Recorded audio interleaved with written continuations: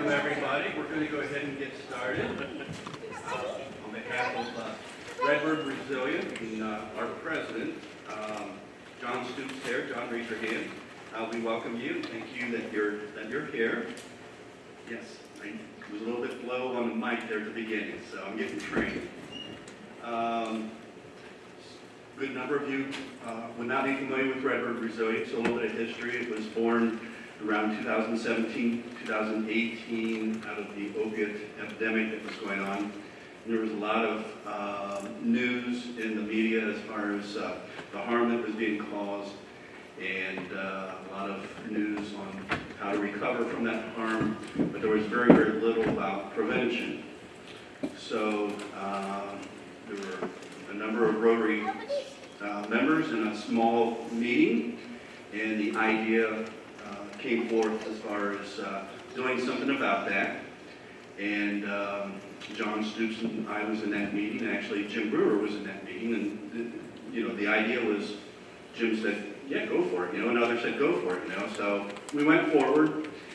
John and I found ourselves at a meeting around March of 2018 at the Mental Health and Recovery Board in Ashland, and the executive director at the time, David Ross, was there. The executive director was Steve Stone at the time. It was David Ross that said the word resilience, community resilience, and later on that stuck with the name. It's named Redbird, basically saying we're trying to cover the Loudonville area, but resilient came from David Ross, so thank you for that name, okay? We had up to 20 people attending kind of community sessions to organize this. November of 18, we had our first board meeting. Became an incorporated nonprofit. We had a number of education sessions at the beginning when we first started. There was a great program called Adopt a Classroom that Pastor Steve Sullivan, he led on that, and it was all wonderful. And then something called COVID happened, right? So I think we've had one education session since then, okay? John was president for the first 2 or 3 years, and then we switched places, and I was president up to this past December. And it was about last fall that I kind of felt like I wanted to get back into the education component type thing. So I sat down, and John is the president, and quite frankly, John has been the workhorse of Redbird Resilient.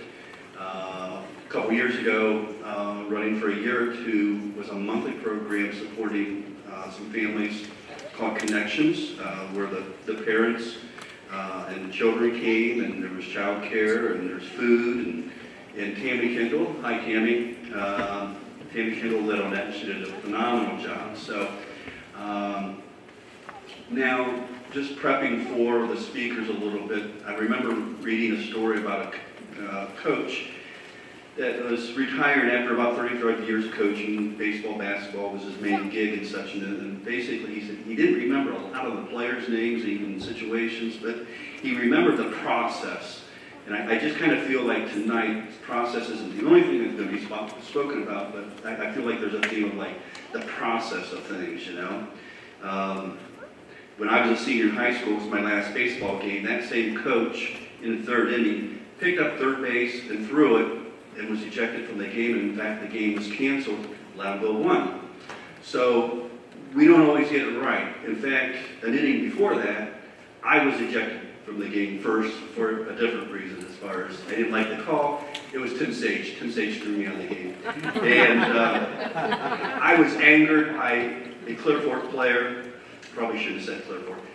Who spiked our first baseman, whose foot was on the inside of the base. Okay. So it was just kind of one thing led to another. We don't always get it right, and we wake up the next day and we get a fresh start, okay? So with that, I'm going to go ahead and introduce our first speaker. It is David Ross. He is Executive Director of Mental Health and Recovery Board of Ashland. Sorry, that was me.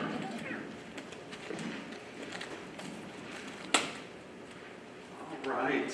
Thank you very much. And again, I just appreciate Mr. Stoops, Mr. Henry, and all the folks that are involved with Redbird. It's a wonderful organization. thanks to Sally and the theater here. It's a beautiful venue. It really allows for these and many other events here in the community. So I'll be honest, there's a lot of information packed into our time with you tonight. So just a real quick overview. Myself, and we have two other speakers. We have done some loose coordination between the three of us. We're all talking about the basic same topic, but we're going to approach it, I think, in different ways, and I think that'll benefit all of you. I'm not saying we necessarily disagree at all, but we're going to come at it from different angles, and I think that'll be helpful. And then keep in mind, there'll be a Q&A time at the end. Now, Mr. Henley has agreed to be our timekeeper, so if you see him flashing brightly colored paper at us, it's just because we're running short, and that's okay. That's okay. We'll do our best to get through all the information, but trust me, if we don't hit everything, because of, I know these gentlemen, just enough to know that we'll make our points multiple times. So even if we get cut off, don't worry, you're not going to miss anything critical if we over-talk. I'm sure if we find that there's something specific that you were hoping to hear tonight and we don't get to, that's what the Q&A is for. So without too much further ado, I'll jump in. I said something to Larry. I mean, we just had a major event over the weekend that you cannot go maybe a day in this country if you were involved with any kind of listening, watching, reading news without evidence of very polarized thinking in our societies, in our families, etc. So I applaud, again, Redbird for having this topic. It's very timely. Couldn't be more timely. Obviously, some elections in May and in November. So it is, I think, the hope of all of us that you find some very practical tools from what's discussed in our discussion later on with the Q&A that you can take with you. And maybe next Thanksgiving will be better.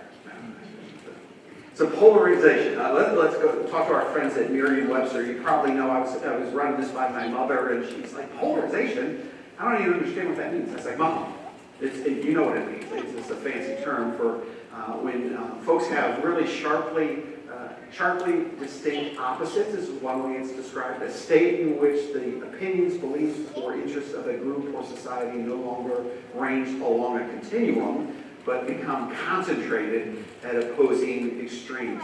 And again, if you think about it, human beings have a range of opinions about all manner of things. But oftentimes what we can see is sometimes large chunks of us start to take views that tend to concentrate on one end of the spectrum, and that's the polarization we're talking about. So folks have lots of folks have a very strong opinion that tends to be down here. Another group has a very strong opinion that tends to be at this end. So they're very polar opposites, maybe you've heard that expression. So briefly, what you may not know, that there really is, when you think of polarization, there's three kind of different ways you can think about it. Within the individual, between individuals, and between systems. Okay, so fancy terms, but that's what we're talking about. There's really three different aspects I think I'd like to touch on. So intrapersonal polarization is that kind of within a person. Because believe it or not, you ever heard that expression, well, David, I'm of two minds on that issue. I could go either way. I'm torn. Right? That's an example of language that we often use when we have some polarization within ourselves. We got strong views doing A and B, this job, that job, right? So you can think of any number of things. So it happens within an individual as well. Okay, so I just want to touch on that. So conflict inside an individual's own thinking, their own values, maybe competing beliefs, emotions, or priorities, etc. Inter is maybe the one you're more common. That's between individuals. Okay, so two different people, individuals or groups that they just disagree, different perspectives on a particular issue. Oftentimes those positions can harden. They get very rigid. My way or the highway was something my father used to say. And oftentimes leads to misunderstanding, conflict, gridlock. So one of the tasks we'll talk about later on is about maybe dialogue, listening, etc. But for the sake of time, I'll just brush on that here. And that third one, maybe you've not heard it described this way, that transpersonal polarization, that's really that systems level. Okay, can you think of some systems that maybe disagree? I don't know. Republicans, Democrats, conservatives, liberals, right? Nonprofits, for-profits. I mean, there's all kinds of systems that can sometimes be polarized on various issues. So, okay, so internally, between people and groups, large systems. So really think of it in terms of 3 kinds. That's important to understand. There's similarities, but there's some differences between those 3 different types. So intra, within the person, and the core challenge there, when it's intra, within the person's, how can I maybe integrate some of these competing values that I have or I hold? Inter, between people, some of the core challenge, I think, for that is how can we manage disagreement? Because guess what? Human beings are always going to disagree. How can we maybe manage that better? Transpersonal, within systems, how can we maybe align structures and incentives better? So, I said to Larry, I work at the Mental Health and Recovery Board. I have 12 board members. I've got 12 bosses. Doesn't that sound like fun? So, my 12 bosses, they hire me. They allow me to hire small staff. But ultimately, it's my 12 bosses that make the decisions. It's my responsibility to give them the best information I could possibly bring to them so that they are making the best informed decisions they can make. But guess what? 12 individuals, they're all from Ashland County, but very different backgrounds. You don't always agree as a board. I see my board members struggle from time to time where they don't always agree. So I thought I would frame a lot of my comments within the context of the work I do every day. So this is very real to me, and you all can, I'm sure, think of various examples where some of these principles might apply and play out. So example, this is how sometimes it all stacks together in a board meeting. I see a member that maybe is struggling internally with something we're discussing because they have a belief about it. Internally, they have a belief about it, and maybe they have more than one belief, and they're not really sure how to vote on a particular item because of those internal struggles. I see members disagreeing amongst each other on a particular issue. One wants to vote yes, one wants to vote no. And then I see oftentimes, not very often in this community because it's a wonderful community, sometimes the board makes decisions and the broader Ashland County community doesn't understand that. We haven't done a good job of articulating why that is, so that's the transpersonal, right? So the board is one system, the broader Ashland community has that other system. So some of the goals that I try to help the board members with on all 3 of these levels, and I think you might find this helpful. Intra, within the individual, if you're struggling with some of these kind of competing different beliefs or values, maybe the goal might be clarity, some kind of integration around those competing values or beliefs or tension. And this might sound strange, but maybe develop the ability, if you don't already have it, to hold competing values at the same time. Right?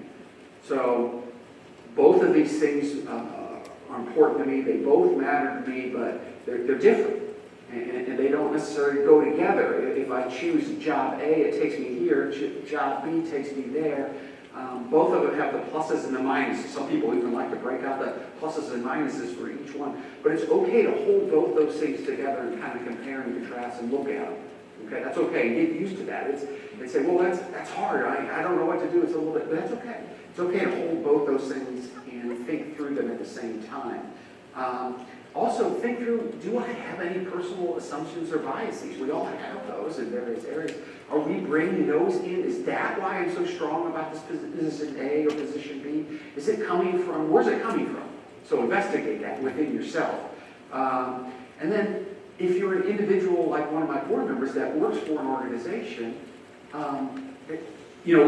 look to make sure that you're aligning your own values with the values of that organization you've chose to serve, right? So if you've got very, very strong values that don't align with the mission and vision and values of that organization, that may not be the best fit, but you should know that. And if you're having an issue with a decision, see if is that where it's coming from? Is there a misalignment there within my own personal values and what the organization is thinking of doing? Okay, so that second one now, the second between individuals, the goal right between individuals we try to work on establishing trust, understanding, and constructive disagreement, because it's okay to disagree. We just want to be constructive in that disagreement. So that means we try to create a culture where disagreement is expected, but it's not destructive. So I really emphasize that with my board members. I would really be uneasy if everyone agreed all the time about all issues. I would really wonder, folks might be afraid to talk. That would not be a good culture, right? So I think any organization that has multiple individuals, there should be some disagreement, but it should be constructive, not destructive. A key here is to prioritize. Sounds like a fancy counseling term. I am a counselor, but don't hold that against me. Prioritize listening to understand, not just to respond. And you understand what I'm saying? That there's a big difference between listening to understand what the person's saying versus just to respond. Okay? That's a key one. That's a takeaway, please. That's all you hear from me. Take that one away. And then discuss differences early and respectfully. Don't wait until the very end, the final vote, after we've talked about 3 or 4 times. You ever seen the paper? Sometimes they'll say something like a first reading, a second reading. What they're trying to do is give people an opportunity to think about it and discuss it and talk about it, and not wait until the final vote, right? So if you do have some of these differences between colleagues, let's talk about that early and respectfully. And then, again, focus on shared purposes. If say I'm a board member, I've got 11 other board members, we're all here serving the same purpose. So let's find some, that's the commonality. We're all here to help the citizens in Ashland County that might be struggling with mental health and substance use. So we might think about doing that in different ways, but that's an underlying. So look for those shared things, whatever the industry might be, whatever the situation might be, okay? So a practical aim for us is to, the board really should be some kind of cohesive body capable of making difficult decisions without fragmentation. You don't want that either. So you make a decision as an organization, but you got somebody, I don't want to hurt the mic here, somebody that's just, you can tell it, they're put out. They're disenchanted, maybe they're going to step away. That's not constructive. A decision was made, but look what you did. So something failed in that process. It's okay for somebody to be like, I don't necessarily, I see why you guys got there, I know I'm in the minority, I'm okay with that, but thanks for hearing me out, kind of thing. That's different than the person felt, wasn't heard, I'm upset, I don't want anything to do with this board anymore, or this group, this church, this, you fill in the blank, right? So that's not usually a good outcome. Transpersonal. So the goal here is alignment, legitimacy, public trust, are 3 words. So we want, for our board, to make sure that we're behaving in such a way that the community trusts what we're doing, they see what we're doing as legitimate, and there's ways we can accomplish that through communicating our decisions in a way that is clear, transparent, grounded in principles. So we've got our mission, vision, values stenciled on our wall in our meeting room, so nobody is unclear about what that is, including the board members, myself, and any visitor that might come to our meetings. We're a public body, meaning our minutes are open to the public. We produce minutes. Everybody know what minutes are. It's not a dictation or a transcription, but it captures the essence of what's going on. Those are posted publicly after each meeting. So that's a way to communicate our decision-making process, what we're doing, how we're doing it in a transparent way. That helps build trust. Organizations that maybe you don't trust, I guarantee you probably don't know what's going on. You have a difficult finding, where's their minutes? When do they meet? How often do they meet? Am I allowed to come? I go, but they don't let me talk. There's no time for, so those are the kinds of organizations that really need to review whether they are really trying to engage people in a clear, transparent manner. Acknowledge real trade-offs. So we often talk about the trade-offs when we make decisions. So we have, you all know this with your pocketbooks, right? Our bank accounts. We have a limited amount of funds in which to make investments. So if we fund A, we may not fund B. So to be clear about that. Say we're funding A, not funding B, not because B's not a good program or they're not good people, but explaining that. Priorities, better aligned, better outcomes, whatever that might be. So that again, that helps the community better understand. But if you say, we did this and not this one, and you just leave that and move on. Well, community, they're not there. They're not in the trenches working every day. And if that's all they know, they just feel like, well, that was arbitrary. You know, how do you guys make decisions at that board, right? So you have to unpack some of those things for folks, for them to feel like they're being transparent and they can understand better. And just acknowledge those trade-offs, because if we're funding this, we're probably not funding that. Again, limited amount of money. We're kids, we're going to Disneyland, or we're going over here, but we're not doing both, right? So there's trade-offs, right? Align decisions with so for us, we have revised code, chapter 340, that governs what we're supposed to be doing and how we're supposed to be doing. So we talk about that because we want the community to understand we're not just acting willy-nilly. We operate within parameters, boundaries that are defined in law. So we just try to help shape community expectations by the kinds of things that we do that are in line with our responsibilities. But yeah, we're not afraid to talk about the realities of our systems. And what I mean by that is workforce shortages. There might be wonderful programs and we don't have the staff to do that because there are workforce shortages, or we just don't have the money to do that. We don't have the time to do that. But it's important to be realistic about some of the challenges in our system as well. Another one that's key is engage partners. So most of the work that we do involves other people. So it's if the board is going to make and again, think about your industry, think about your family, your business. These apply across the board. I'm just using the board as an example. But if your decision is going to impact other people, places, systems, institutions, you should be talking to them in advance, right? So, hey, we're thinking about doing this, and as far as we can tell, we think it could impact your system this way. What do you think about that? What do you think about if the board took this action? So we do all that in advance of making decisions, so folks could, again, weigh in early, say, oh, you know, and it always amazes me. Somebody will say, well, if you guys do that, then this will happen, and we'll be like, we didn't think of that. You're right. we need to rethink that decision. So trust me, it's to everyone's benefit that you talk through potential decisions before you make those decisions. And again, if you don't talk to your partners, you make decisions that impact them, guess what?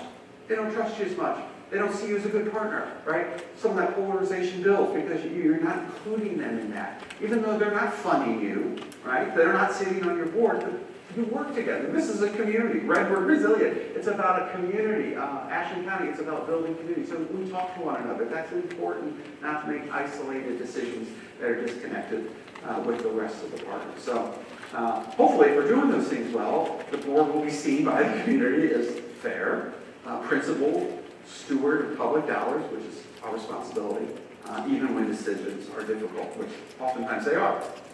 One more point. Hang with me before I get the hook. One integrated goal that I wanted to kind of pull some of these things together is to move from polarization to principled alignment.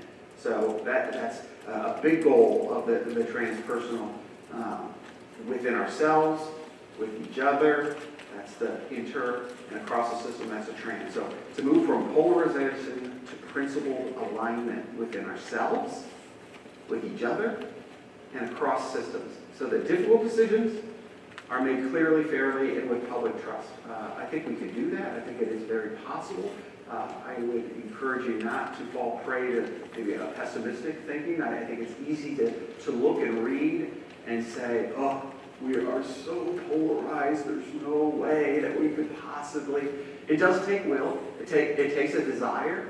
And I think, as you're going to hear from all three of us, hopefully you're going to grab, there's some ways to do this. I'm going to talk about, unless somebody else does it, but I'll repeat it, that steel man, where you basically, it really shows that you understand somebody else's position when you can explain it back to them in such a way that they say, yeah, that's where I'm at on that issue. But just think about that. So that means you really heard the person. It's like, no, wait.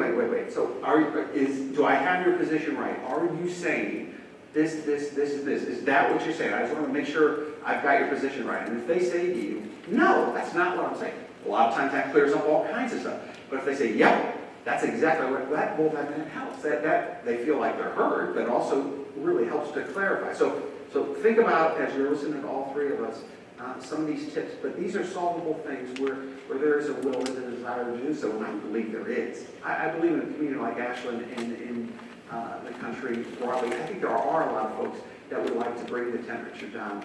Sometimes they don't know how. And sometimes it takes somebody going first, which is okay. You be that person that can go first. So some practical things that I think we do at the board that you might find also helpful.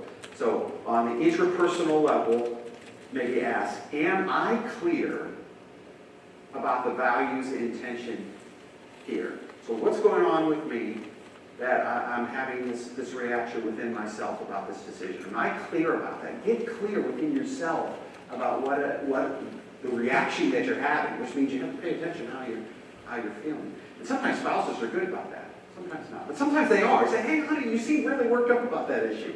What's going on? Interpersonal, all right? Do we understand each other's perspectives before deciding? So I gave you that example of kind of articulating the other person's position. So practical application interpersonally is, ask yourself, do we really understand each other's perspectives before we make decisions? If you make a decision where one person's perspective maybe isn't honored exactly the way they want, but they feel heard, I'm telling you, that's a different outcome when if the person doesn't feel heard at all, they feel like their perspective wasn't honored at all and that was dismissed. Very different outcome, okay? So again, we can make decisions where not everybody gets what they want, but they can still feel good because they were heard, the process, they felt they weren't attacked personally, etc. So, and then transpersonal. Can we explain this decision? So think, again, I'm coming from the perspective of the board. I say to the board, can we explain the decision the board made in a way that the public would view as fair and responsible? Okay?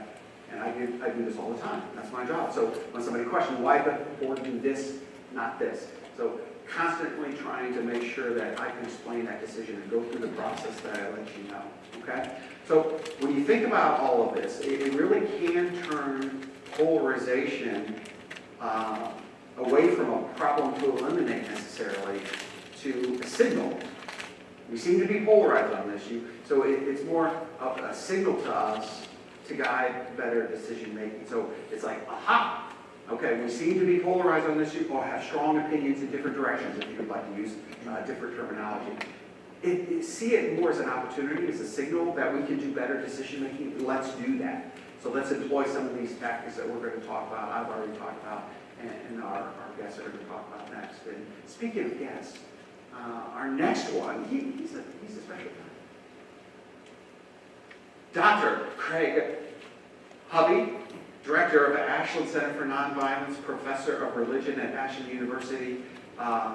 Wonderful speaker, wonderful gentleman. I think you're going to be thrilled, wowed, awed by his talk. And again, save the questions. I know we're doing it again. So whether it's me, Craig, or Jeffrey, save those questions. We'll do Q&A. We'll take them directly, or we'll pop off and try our best to answer any and all questions. But with that, Dr. Hovey, please take this stage.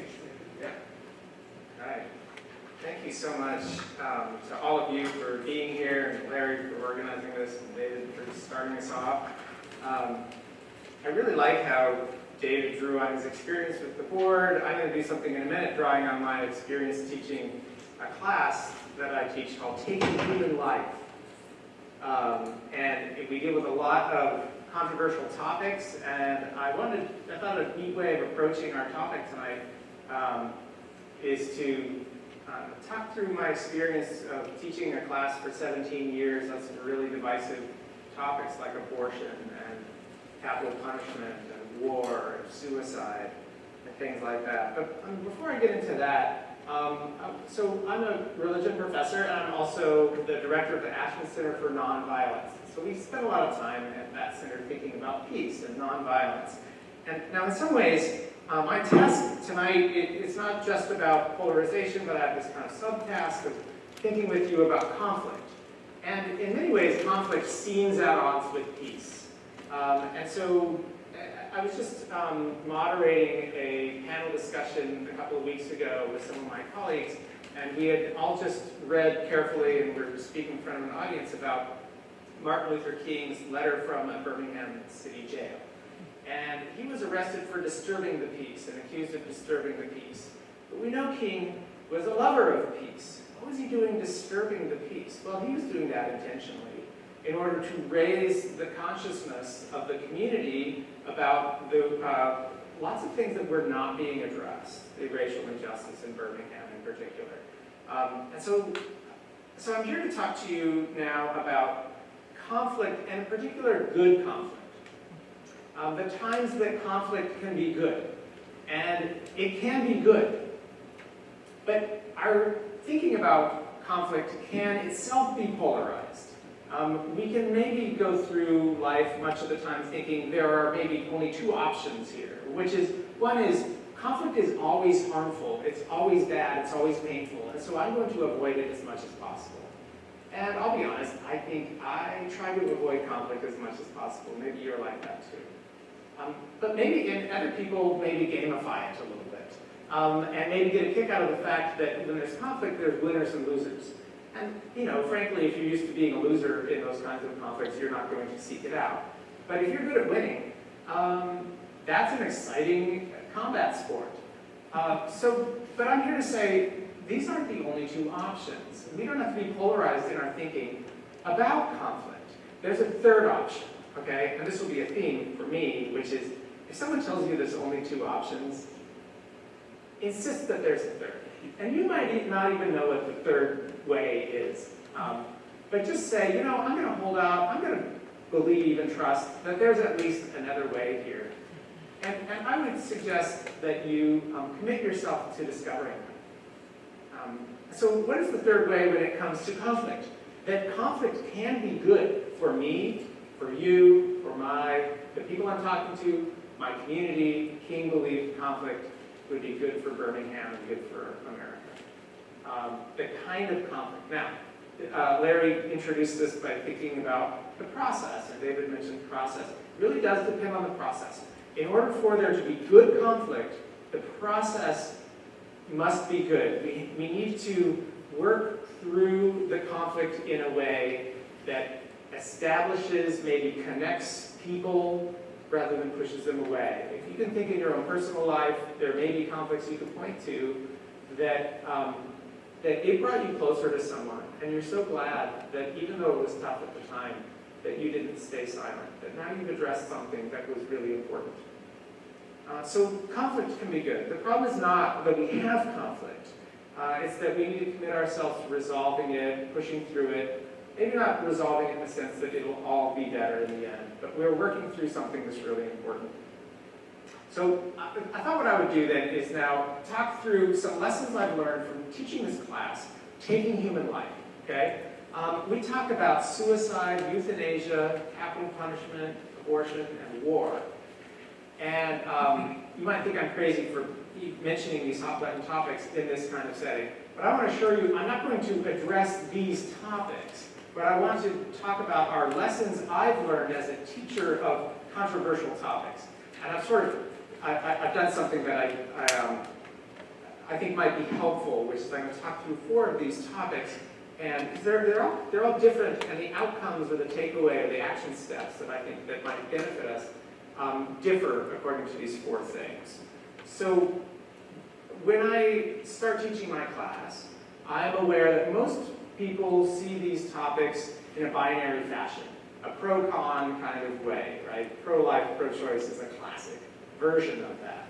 And so I see it, you know, I'm not going to do this in a heavy-handed way, but I kind of see it as a challenge to see if we can kind of break beyond that kind of high school debate for and against kind of way of framing these issues, which is itself a polarizing way of framing them. So there's the binary, and then that they're simple. That really there's only 2 ideas. Again, it gets back to the, please insist there's a third thing. Okay? So I have chosen to start my class by talking about suicide. And right out of the gate, everyone knows suicide's important, very serious. Most people, probably no one, thinks of it as a for and against kind of topic. It's just not structured that way. You don't get your pro-suicide people, your anti-suicide people, and even the language of right and wrong doesn't really seem to match the heart of what's going on with suicide. It's just too complicated for that. I do ask my class, I say this is voluntary, but raise your hand if you know someone who's died by suicide. Most of them have. And then I ask them again to volunteer, do you believe it was wrong? And that's an interesting conversation. Usually the answer is like, yeah, but the hesitation shows me that that's not the main thing that they're thinking about. It's not that we're going to just pass judgment on a person, whether it was right or wrong. So that feels like a win, right? Like just to point out the fact that, oh, like isn't it interesting? This is a hot button topic. We all agree it's important. We don't really know what the answer is. And it's not a binary thing. It's just not a for and against kind of topic. So I think that, and it could become that way. We could ask really important questions that maybe we simply don't know the answer to, but we desperately want to know the answer to. So we can ask open-ended questions like, I mean, many people have done this in a very serious way, like, why is the suicide rate so high in the military? And what can be done about it? Now that's an open-ended question. It's not a question if you ask it, it's not because you know the answer.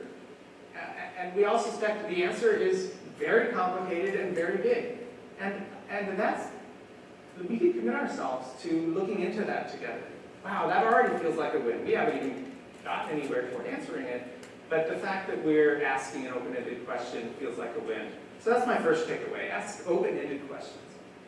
Okay, abortion, right? Now, that's a classic pro and con kind of topic. It is structured in a binary fashion. There's much higher conflict. But one thing I do is I expose my students to some Gallup polls. The Gallup polling agency has asked 2 questions over the course of decades. The first question is, do you consider yourself, in America, do you consider yourself pro-life or pro-choice? And it tends to be 50-50. Right now we're about a little bit greater than 50 pro-choice, and like 40, I have it here, 43% pro-life, okay? And that's just kind of people self-selecting. What do you call yourself? But then the second question has 3 possible answers. Do you think that abortion should be legal in all circumstances, some circumstances, or illegal in all circumstances? Now, if you've been thinking, a pro-life person would probably say illegal in all circumstances. That's not right, because 43% of Americans say they're pro-life, but only 13% of Americans say abortion should be illegal in all circumstances. 51% of respondents say it should be legal, abortion should be legal in some circumstances. Now, that means that 30% of the American population consider themselves pro-life, but support abortion being legal in some circumstances. Wow, that already feels like a win, because we're sort of breaking down, like we're showing it's just not that complicated. And there's been a lot of research into, once you scratch the surface on the abortion debate, it turns out people are not as straightforward as the binary division makes it sound. People have much different, and that's only one way of talking about it. People's moral views of abortion change throughout the gestational period of pregnancy. That seems kind of natural, and that is widespread. And so there are different ways of carving that up. So my takeaway from this is what I'm going to call, don't buy the bundle. Don't buy the bundle. You know when the cable company is like, hey, you want cable, do you want phone too? And do you want whatever else they want? They're like, you could bundle this for one low price, you know. Now, and maybe in life, like, never buy the bundle, because you're always going to end up with some extra thing that you didn't want. And what that means for us kind of politically and socially is like we're sort of shoehorned into these boxes, and you might say, like, I'm happy to be in that box on this issue or these couple of issues. But lo and behold, now you're like saddled with all of these other things. Now you've got cable, and you didn't even want cable. So it's okay, I give you permission, and I give myself permission to just not buy the bundle, you know? Like, we can be a little bit more independent, and that can break down that kind of polarizing gravitational pull toward the outside. So that's my second thing with abortion. Don't buy the bundle. Okay, I talk about euthanasia. This isn't quite as controversial in some ways, and Ohio doesn't allow physician-assisted suicide, and some states in the United States do.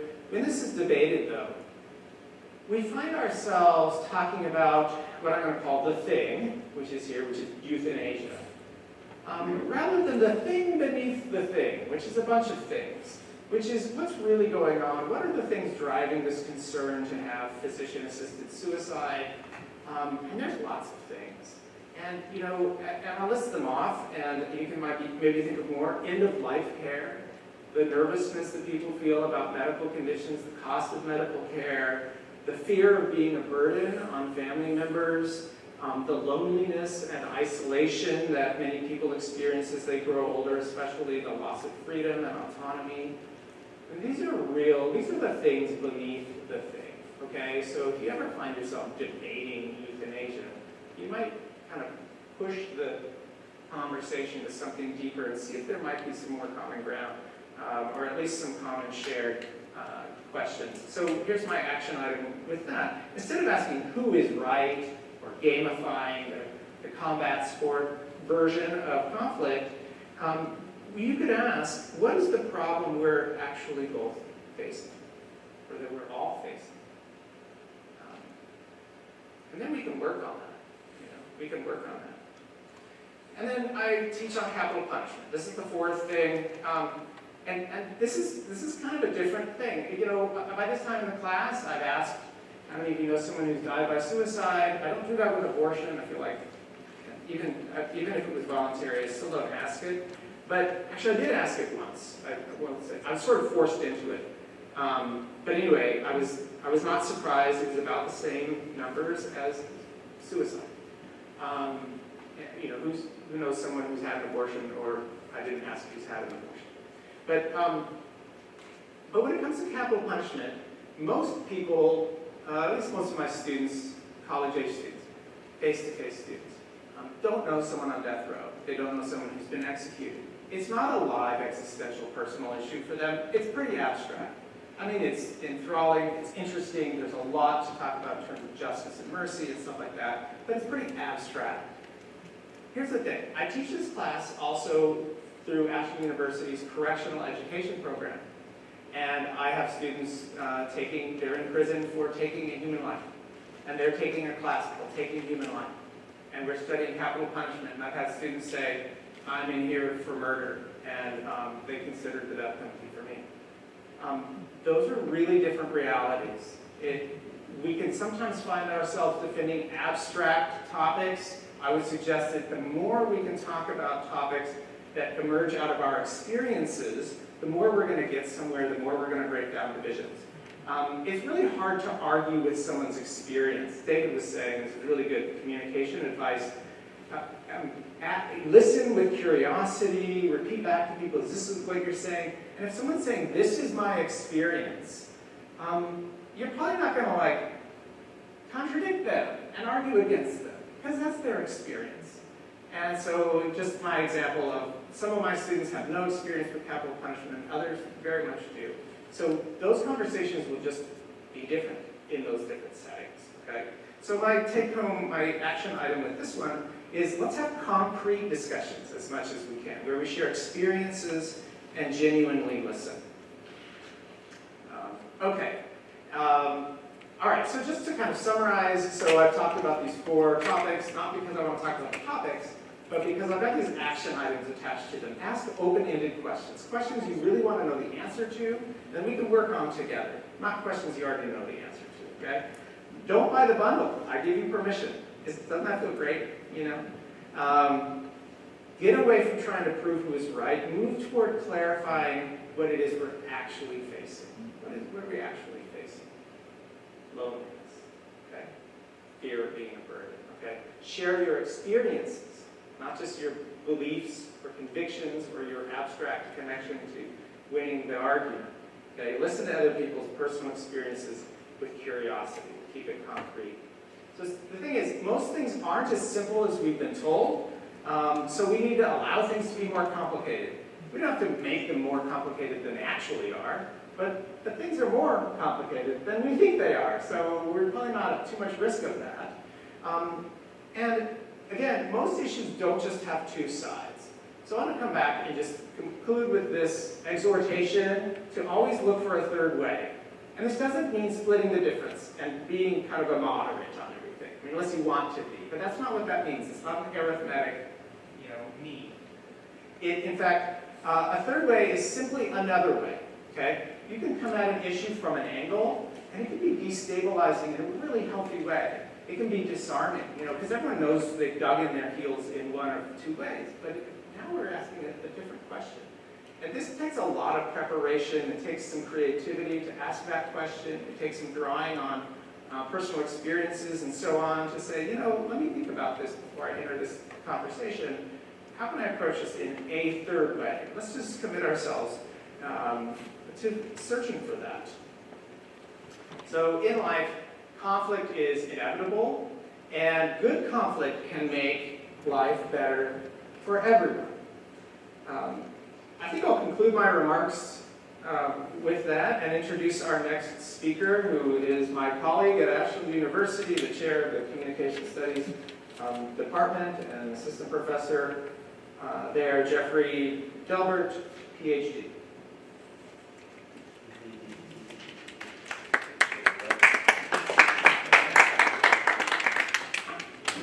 So, not that I'm not going to talk about interpersonal things. I think my process is more of the broader system. So, Larry asked me to talk about news and social media, which is a really fun topic, right, for in talking about polarization. And so, I will start with a short dialogue of where I think that some of this news and social media might infiltrate some of our personal lives and see how this process works. And so last year on my birthday, my father and I got in a pretty big fight. I'm sure that this has happened to us. There's a major political situation, we'll say, and then he and I did not. Well, I was listening for a long time because I'm really good at conflict. And no, but the point is that I was listening and I was asking a bunch of questions because I wanted to have a good dialogue. And, you know, I'm using all my fancy techniques or whatever. And it turns out we had a huge fight, and I eventually went to my bedroom my parents live in New York. So, taking this, where we have this belief system, and we often get it from other places. And I wanted to talk a little bit about those information environments and how they facilitate some of these conversations. And part of that is these historic patterns that we don't really engage with when we are on social media, when we're on our news media. They give us a whole bunch of information. They tell us the worst thing's going to happen at 11 p.m. and we're going to find out about that on local news, or there's some sort of short TikTok and you're like, ah! But then when we scroll past it, immediately we're outraged or upset about something else. And so in these insights of conflict, right, that there can be these opportunities where maybe we could grow if we think about it. So I want to talk about those patterns and then how we justify our thoughts and beliefs. One of the things, I wrote up a little blurb, as Larry asked me to before in that piece, and I wrote mega identities. And so I wanted to start out with this, because those fans said, oh, you can't say mega identities. I said, what? I said, we're busy, so I didn't really get back to it. And things were happening. And I was like, well, why wouldn't I be able to write this term that's in the literature about mega identities? Like, oh, MAGA, right? And so in this instance where there's so much conversation happening, as you briefly look at a headline, or you may have looked at this and like, oh my gosh, this guy's going to talk about MAGA. What is Redbird Resilient doing these days? And then you get on Loudonville chatter. Look at this leftist organization. Marxism has come to Loudonville. No, but that's how we look at information. We go really quickly, and this cycle, I think, is part of what's wrong, or what we find to be maybe some sort of sickness that causes some of this polarization. I've read today a headline as well, and take it away from Larry, but, the Supreme Court wins a victory for, it's always this zero-sum game, which I think Dr. Hovey talked about. So, the information environments, I don't know how much, do you all use social media? I try to be on it as little as possible because I find it to be objectionable to my sensibilities. But I think we all know what happens on there. We have this circulating bits of information, and oftentimes we don't really have a shared sense of what is good information, what is bad information. Jane and Joe see something vastly different on the same issue, and we don't have this shared bit of information.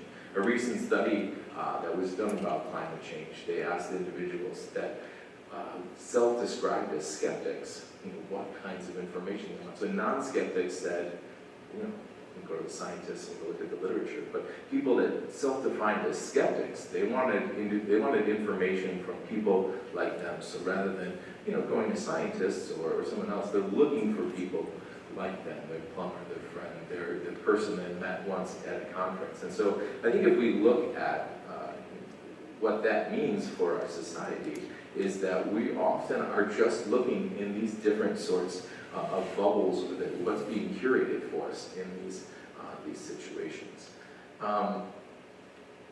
That's a Greek thing. But I think that ta, mathemata, this is really, silly, but the suffered is the learned. I don't know if you've heard this discussion before, but the suffered is the learned. In this instance, right, where we have this sort of, when we create these opinions, we start to understand something, that we sort of set up our own opposition. So you see something like the Supreme Court wins and we start to believe this, we already are ready to fight against something else. Recently read a story about 17th century French nobles who believed that tomatoes were poison. So right away I thought, if I believed that tomatoes were poison, I'd never get to enjoy a BLT again. So I got really, really sad. But in this instance, like, this idea of setting up our own opposition comes to us from, I'll say, two different ways. And I think that we could bring AI into this, but it gets really complicated. Different things about filter bubbles and social media algorithms. So, the government gives us these two information points here. A filter bubble is a unique universe of information in which you are alone in your ideas, encounter of ideas and information. We're not aware we are in this bubble, and we do not choose to enter into this bubble. And so when we're in normal everyday conversations, we're in a classroom and we ask people to raise their hand, as Dr. Hovey was saying, we know who has what position and we can interact with that. When we're online, we're not exactly sure what that bubble is that we are operating within. We're in it. We're getting information. We don't really have a good sense of what other information is out there. I think it's on the next slide, or next thing here, just about how much information is out there. I found there's a whole graphic, but TikToks, you want to just think about a number in your head about how many TikToks are uploaded every minute of the day. 16,000 TikToks are uploaded every minute. You think about this too, of how many Instagram or Facebook reels are played per minute. 138.9 million videos or reels are watched every minute, right? Just clicked on. And so you think about this vast amount of information that's out there. I mean, filter bubbles are there to give you some way of navigating this insane bit of information. When I teach like a low-level media class, I talk about the way that our information environments are out there. It's like trying to take a sip from a fire hose, open that, or not a fire hose, a fire hydrant, right? And this water comes spilling out. You can just imagine trying to get your face in there as the water blasts out. And so you don't really know what's happening, and that's problematic. People also talk about social media algorithms. So we have these instances where it's not just we don't know what's in there, but we don't always know exactly how that information is coming to us. Again, if we're in person, we can have a conversation about, what do you think about this particular policy? What do you think about Redbird's position on, in dealing with opioid epidemics?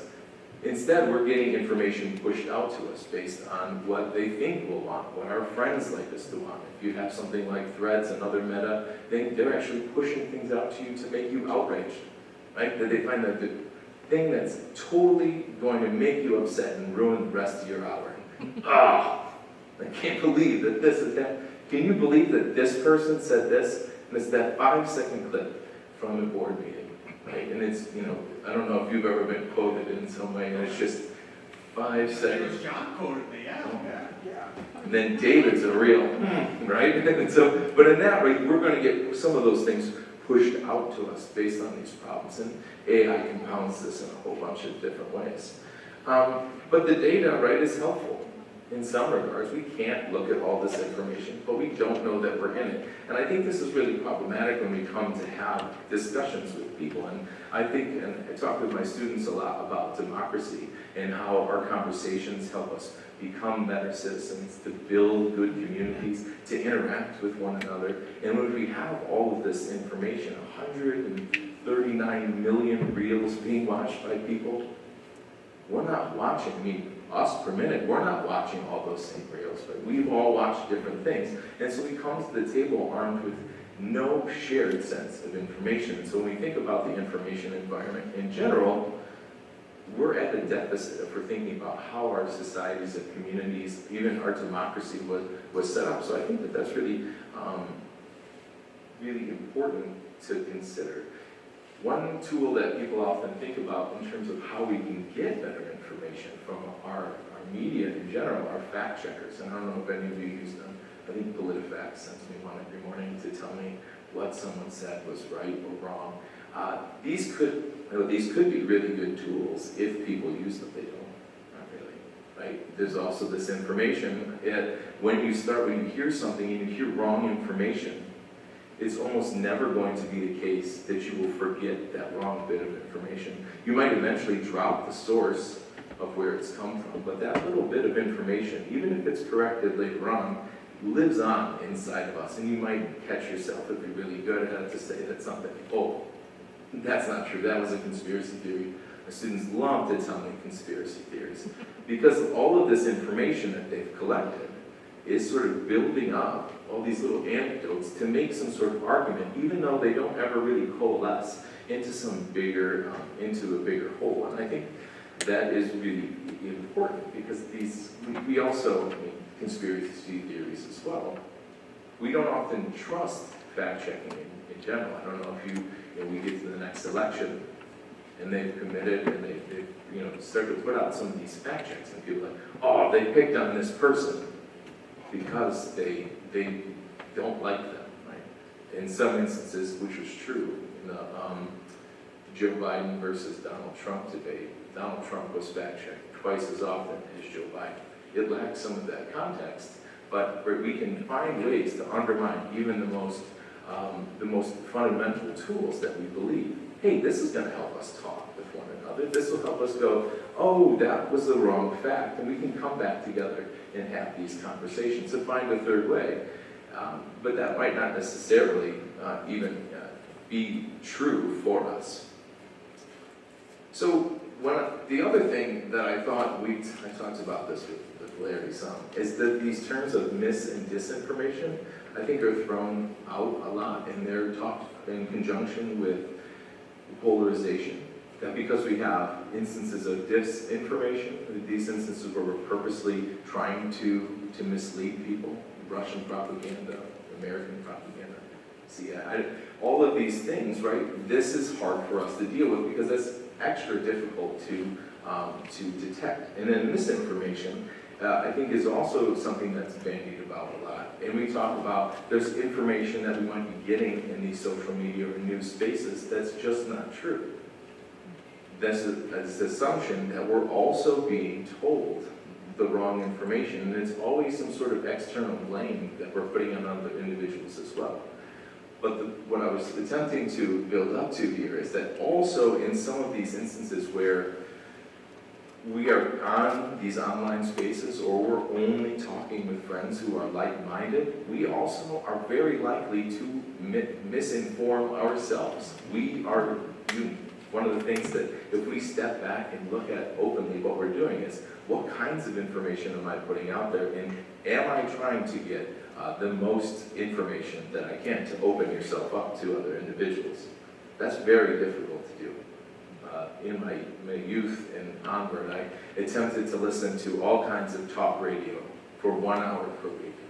And I would suffer through what I was like, just indignant. Like, that is not true, right? As these individuals say the most outlandish things to try to get me to be to be mad in some way. But, if I didn't do that, right, I willfully misinform myself. There's no people that think this way. These things can't possibly be true. And so I've come to think of things as more like junk news, and I don't know if this is a useful phrase to anyone, but I mean, news is only news if it's meaningful to someone. And so this information that we end up consuming and reading and flipping through and watching, it's like just candy, right? It's junk news. In some ways, if we are making ourselves more polarized by eating all of this junk news, that we have to find our way past that sort of junk. I think David did a great job about talking about polarization. I have some notes here about that. I think that it's important to think about, I think about it from a political science sort of perspective of social and issue-based polarization. So it might be useful for you to think about terms in this way as well, so not just whether it's about ways that we can have duality of thought or the ways that systems are polarized. I think it's important for us to imagine the words that we use on these media to polarize ourselves. And the social one is, these are like factions or tribal kinds of polarization that we have, right?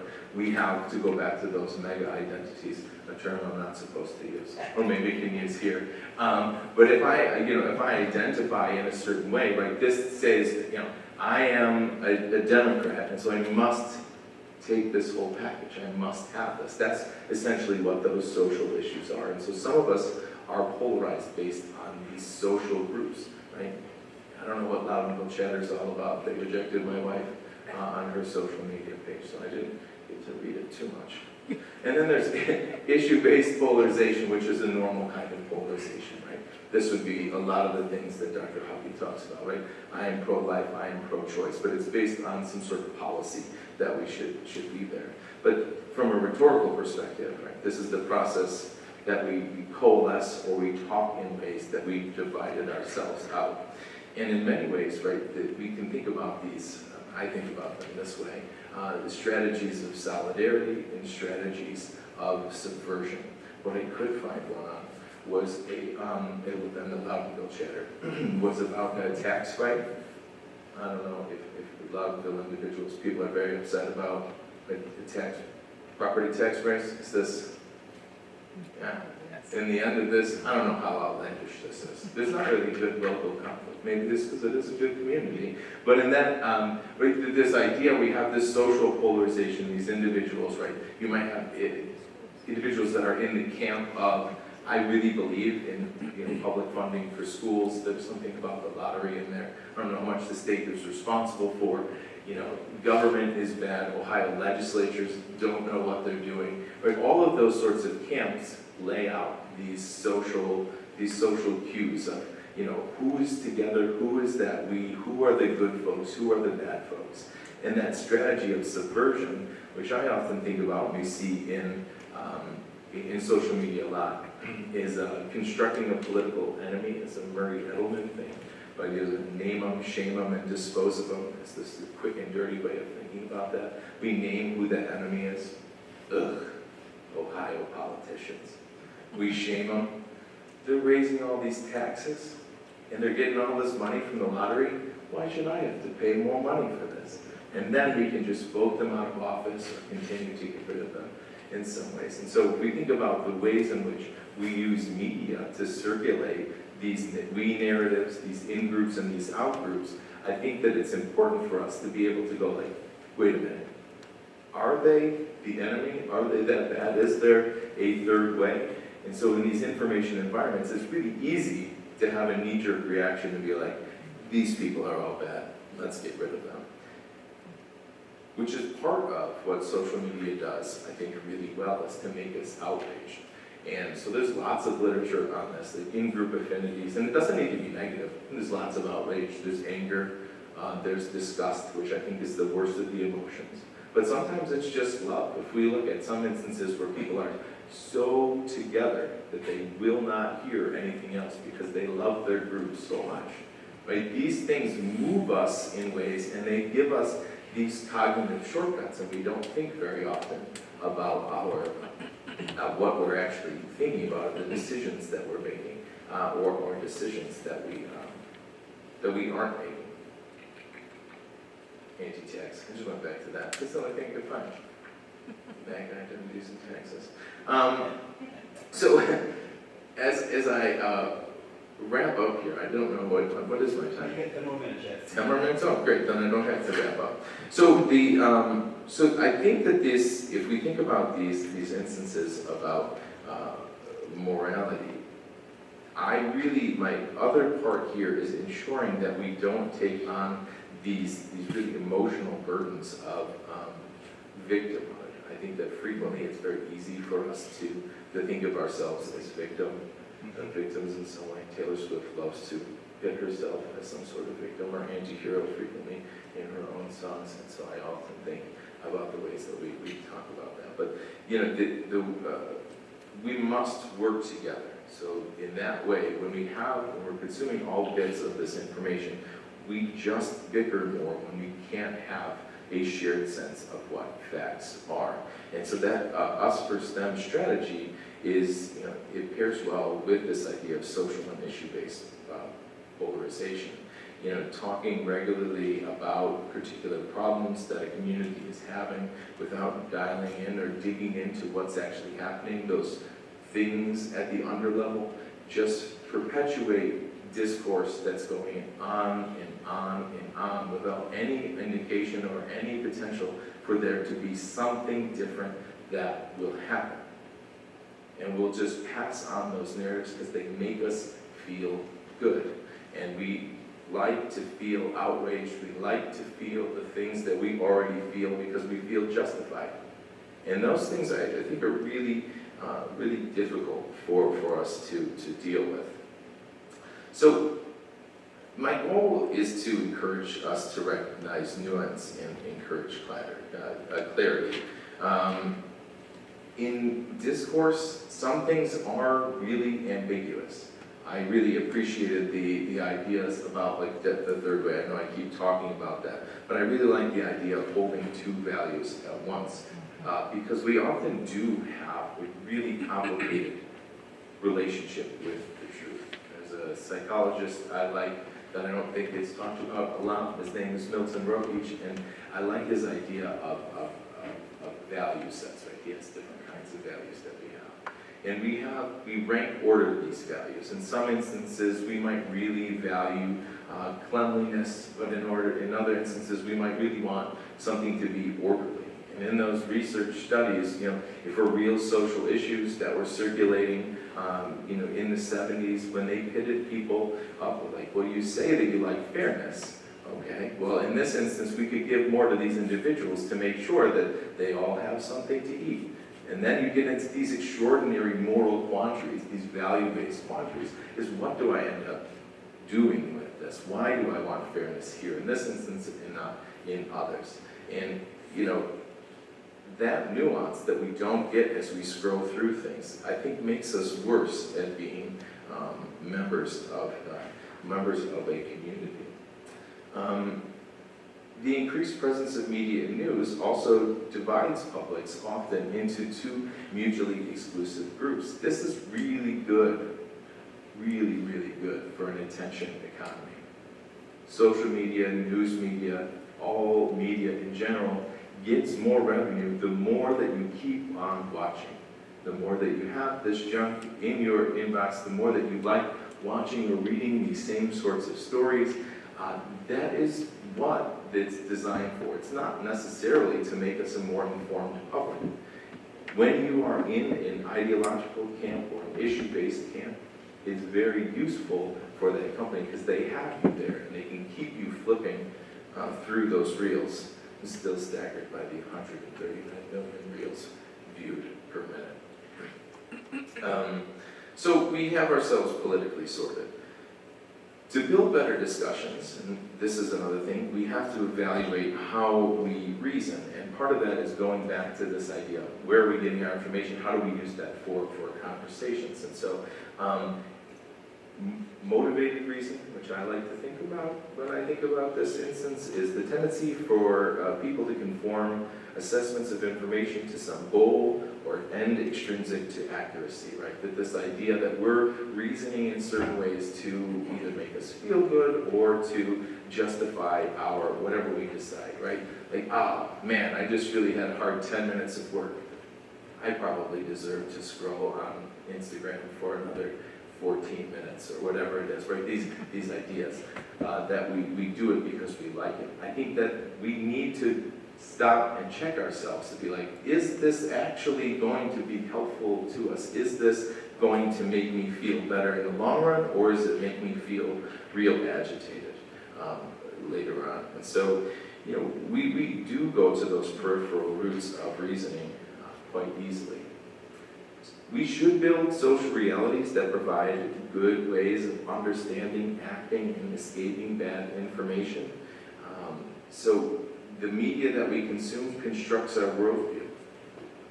And I think that we like to consume media that when we go out and we think, mean world syndrome is one of the early media theories, is that if we go and we see that you're going to walk out there tonight and it's going to be really bad, then when you step out of this theater and you go outside, you'll expect there to be something bad that's going to happen to you.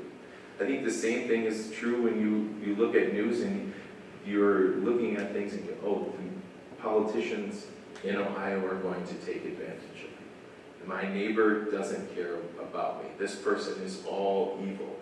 I think that there's a lot more nuance to other humans that we don't agree with than just to pit them all the way into the enemy camp in all instances.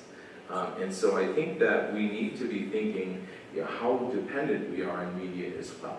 I think that we can walk out into this parking lot and reasonably see we're probably pretty safe. Not in all instances, but to still come back to real life and look around us and not rely on this lens or the escape into the world to give us all the information that we have going forward. And so the encouragement here is to just check for the boundaries of your bubble. Again, the basic idea of a filter bubble is you don't know you're in it. You don't know where the edge is. There's all of this media that's coming out all the time. I don't know basically any of you, right? We all have these diverse opinions. We can all learn things from one another. And instead, right, we might just understand each other by, I could go to Larry's Facebook profile if I had one, and I'm best friends with him. I already know all the things there are to know about him. But no, we can step out and have a conversation and understand that we see where the boundary is of that bubble, and you know, the change, our ability to change, our ability to have better dialogue and to get away from those polarized instances is to, you know, find media systems that actually make us better. I will offer this thing at the end, though. There was an interesting study. I like this study because we were just like, oh, they're so optimistic. I like to end most of my classes not on a sad note, but with like, okay, this is a lot of optimism. Is communication always good? We just heard it's not, right? There's so much media out there that it's not always good. Jelani and some others, they wanted to assess whether users who were open to direct messages on Twitter would be less likely to continue participating in an echo chamber, right? So they know that they're just talking to their friends, like, yeah, that person's horrible, and oh, can you believe this thing happened? And they were like, oh, yeah, okay, I do know I'm in an echo chamber. And do you think that they changed once they knew that they were in an echo chamber? Not a single bit. Will we change our behaviors on social media after this? Maybe. Boy, for a pessimist, I'm pretty optimistic, but in this instance, right, what are we going to do? And of course they didn't change, right? Like this isn't new, or this isn't really rocket science here. But they did find something interesting in that, on the one hand, exposing ourselves to different channels or platforms containing information that contrasts with our political views does enhance engagement. So we could see if we look at other people's points of view, if we have conversations with them in real public, we will engage with them more. but we don't understand why they think that way. We just know that those thoughts are out there. Okay, well that's good, I guess. Maybe this brings us closer together. But on the other hand, so what does develop this is if we think of ourselves, if we think of an issue, and that politically maybe divergent or different thought to us, we ascribe it to someone who we know. If I go back to thinking about my father, like, oh, well, my father holds that view. Maybe there's something I'm missing in this conversation. Then it will increase my understanding, but not my engagement, right? Like I'm not going back to my dad to have the same argument. That's just not going to happen. So as I wrap up in that instance, it's where do we find ourselves thinking about exposing ourselves to different information, which will increase our engagement, and then also thinking about those people in really human terms. I know that person. I know a person who thinks like that. Raise your hand for that. And I think that those processes are important, but you have to do both. And those are really difficult things for us to accomplish because nobody likes to change what they're doing. Great. And so, thank you, and we're going to take it back to David. Thank you.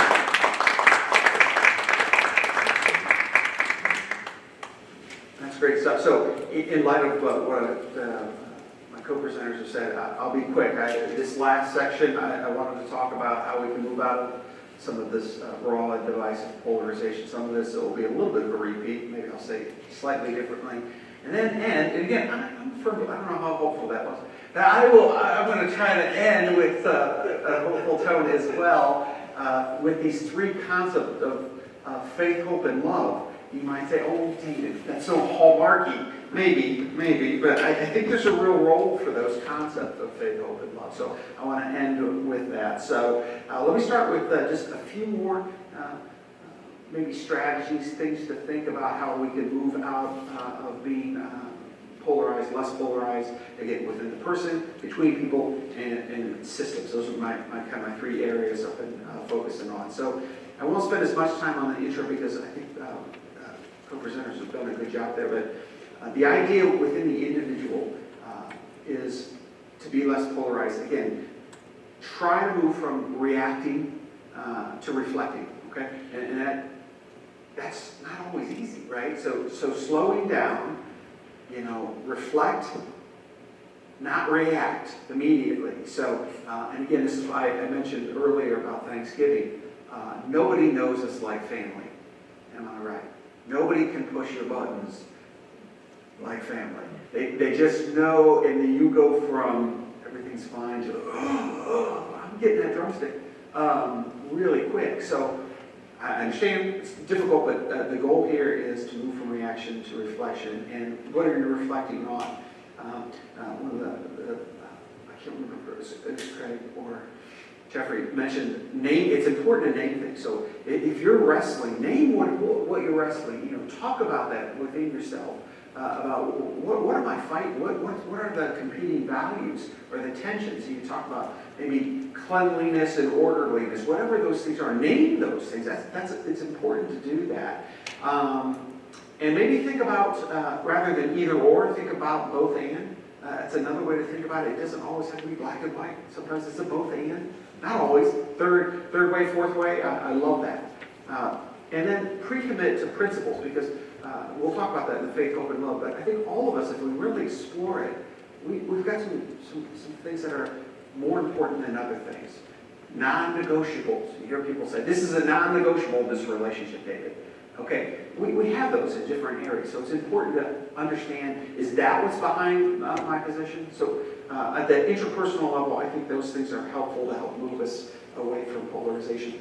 Between people, I mentioned that idea of accurately restating the other person's position. I think that's very important. When my board members are maybe discussing an issue where there are different opinions, we do that. I also, and this came up, and I love this, ask the person that maybe you're having the discussion with, and maybe you're on different sides of the issue, maybe what value are you prioritizing here? Or, I love this one, what are you afraid of? Or what risk are you most concerned about? What are you concerned is going to happen? Because as was stated, there tends to be emotion behind. The person maybe isn't aware of that. So help by that framing. Maybe they have a value. Like I said, my board has mission, vision, values on the board. There's more than one value there. So it might just be that they're holding up a value that's different than the one you're holding up. And they think that one's more important. So it's important to maybe ask that question. What value maybe are you prioritizing here? What are you most concerned about here? What are you afraid might happen here? And then you find out the person says, yeah, I'm so invested in this program. I've seen it come from nothing. I don't want to see it to go away. I'm worried about this. And all the people that are, right? There's all that emotion. Like, I see where that's coming from, all right? So again, frame the disagreement maybe that we're having between individuals as different priorities, but not about right and wrong. Okay? Hopefully you can see one of those is less polarizing than the other. So, and limit what we call that binary framing. When possible, always look for that third or fourth way. Forced choices, I'm with Craig on that. I can't stand, even when I have to do surveys and what, I'm like, no, I don't, there's more than two answers to this. I can't stand it when they only limit you to binary choices. There's always different ways to think about things. It takes a little bit of effort, but they really are. Transpersonal, so the systems level stuff, which is, I heard some great things about that. Just use a consistent decision framework. If you're part of an organization, don't make decision A and decision non-A back to back. I mean, you'll confuse yourself, you'll confuse everybody in the community. Just be consistent in what your organization stands for and how you're making decisions. Make sure it's logically consistent, or you can explain it, and explain the trade-offs as we talked about before. Funding this means we can't fund that. Communicate those decisions to the public in a way. We chose this, and this is why we chose this. We prioritize this particular issue rather than this other one. So maybe risk, so we fund crisis services. We prioritize crisis services over our art therapy program. Love our art therapy program. The people that are threatening to take their life with somebody else's, higher priority. Has to be, right? But we still love our art therapy program. So, and again, we talked about engaging partners early, so I won't belabor that. But again, when things are starting to escalate, what I try to do is say, can we pause? When I'm noting, and you do this too in families, let's all take a break. Johnny, so, let's pause. Let's ask the question. Again, what values are you trying to protect? That's another way to ask. What value or values are you trying to protect with your position? Oftentimes there is a value. Again, I talked about being concerned, maybe some fear there too. And again, that's why it's important in the organization or the company, whatever you're with, you know what your values are. And as an individual, it's important you know what your values are. Okay, so we're not really disagreeing sometimes. We're just prioritizing different values. Right? That takes that off the table. So we're really, and I've heard my board members, I've said this to folks, we're really not disagreeing. It's just a matter of what we're prioritizing. We all agree, we're just trying to get there in a different way. So that helps, again, lower the temperature. Another core principle before I move on to some of the hallmarky stuff. Replace who is right with what are we trying to protect, okay? What are we trying to protect? If we think of it that way, again, that can reduce defensiveness, clarifies the trade-off. So it's not about being right, it's about what are we trying to accomplish, what are we trying to protect here, the good work that we're doing, the services, the people being helped, etc. So breaking polarization does not require eliminating disagreement. We talked about this earlier. We're going to have disagreements, but it does help if we can be clear within ourselves at the interpersonal level. We can respectfully engage others who we have a disagreement with at the interpersonal level, and consistent principles at the big systems level. Three things: clarity, respectful engagement, consistent principles. So assuming some of those things are going on, what about this faith, hope, and love stuff? Again, I won't name the particular faith. There's different ones, but so I'll try to think somewhat generally here. But let me posit to you that faith can be very helpful in this whole polarization solving this, because faith grounds us in truth. It can ground us in purpose. It anchors us when conditions are uncertain or are contested, when rough things happen in life, unexpected things happen in life, loss happens in life. The right thing didn't happen, the expected thing didn't happen.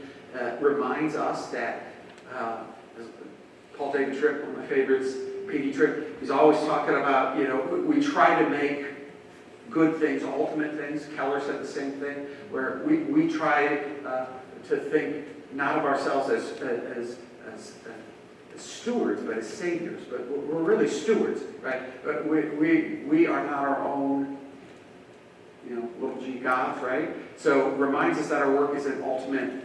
We are stewards, not saviors. Faith oftentimes can frees leaders from fear-driven decisions and short-term pressure. It allows you, having a faith can allow you to think a little bit more long-term and not maybe give into the short-term pressures that might be coming up in an argument or a decision.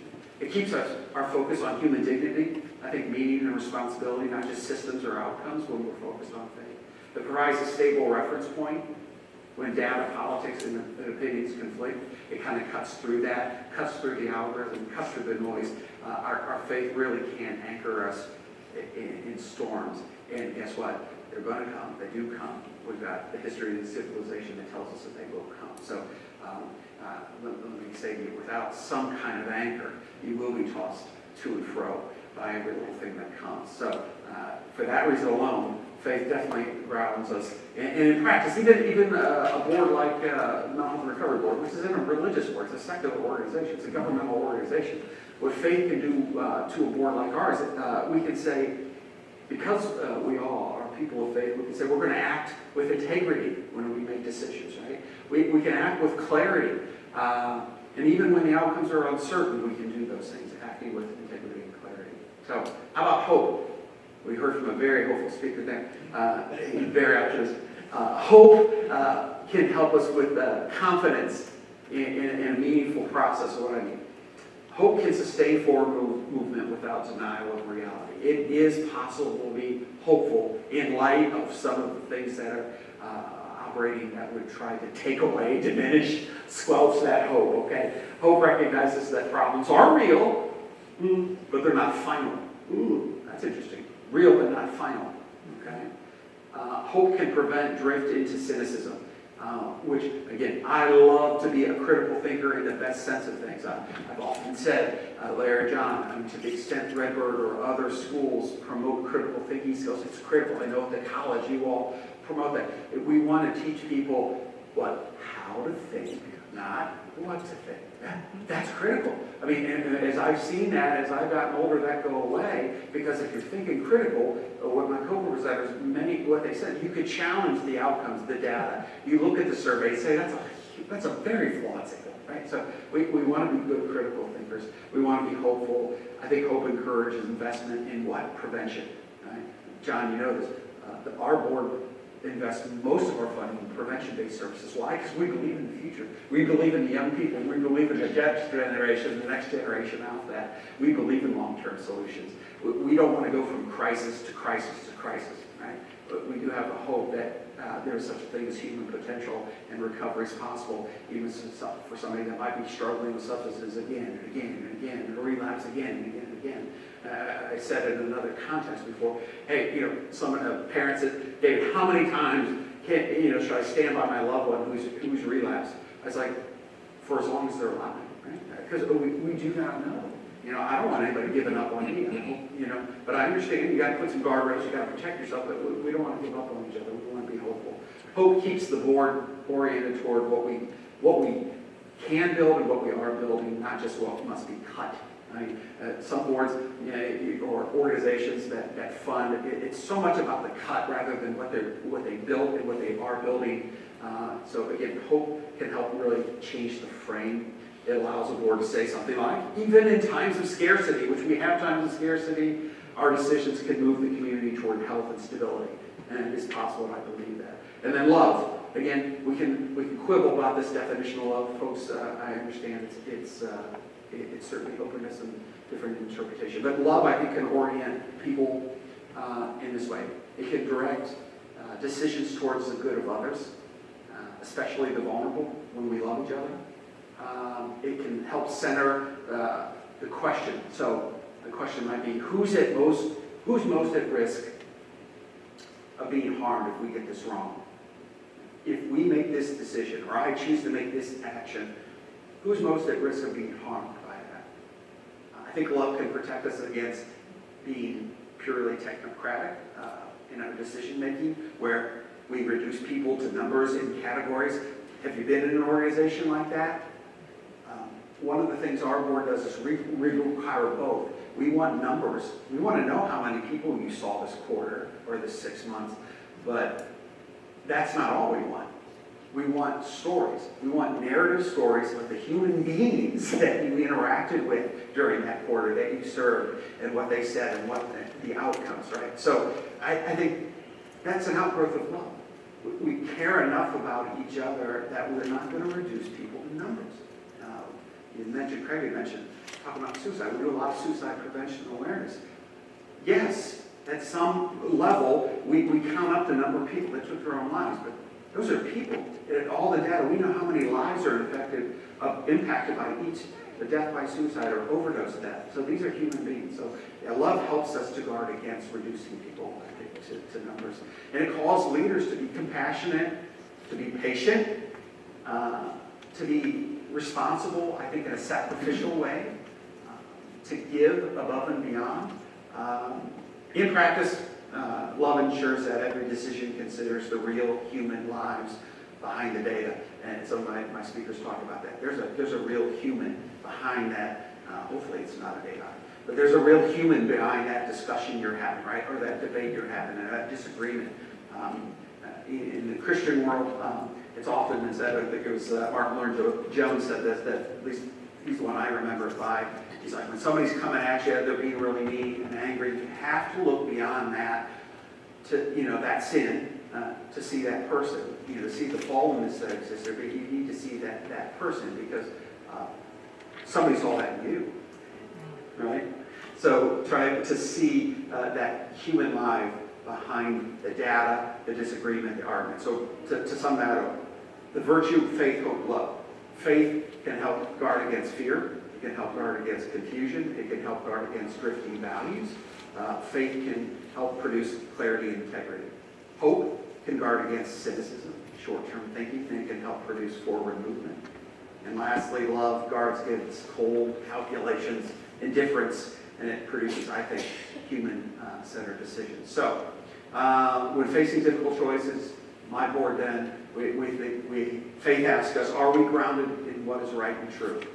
Look at the board, right? Look at our things that we've got. Are we grounded in what is right and true? Hope asks us, are we building towards something better? Even in constraints, even in lean times, are we building towards something better? Are we being hopeful? And love asks, who will we most be affected by our decisions? And how do we care for them? How do we care for them well? So, faith, hope, and love, I like that you included that, Larry. At first, when we were preparing this, I wasn't sure how that was going to fit, but I think those virtues are critical if we're going to solve the polarization issue. So with that, we have got time for questions, and we have Larry with a microphone. So he is going to get around to each of you and use the mic so we can all hear, and I think they are recording, so that might be helpful for that as well. In terms of your question, we're open for anything. You can direct it at any one of us. My name's David, this is Craig, this is Jeffrey, or you can just ask a general question, and these are not shy men, so trust me, I guess I'm not either. Between the three of us, we will do our best to come up with an answer, even if we have to make it up. So, go ahead, Larry. Get those questions for us. Thank you.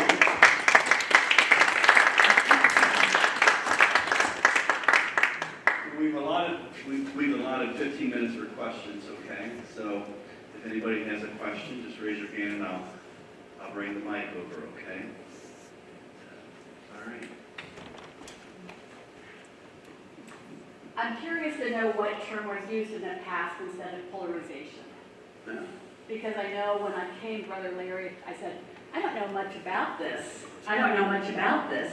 But then as you're talking, I'm like, yes, this all makes sense, and I see the relativity. But for people that don't quite understand the word polarization, Yeah. what other word would be? Yeah, I think I've heard people just talk about, they have really strong opinions about that. They feel very strongly about that. or that organization or that individual, yeah, they have really strong preferences in a particular direction. So I think there's been a lot of real, I don't want to say folksy, but yeah, it is kind of a technical term, because again, the idea is, you know, we have opinions and beliefs that are on a spectrum from somewhere in the middle to someone on this end.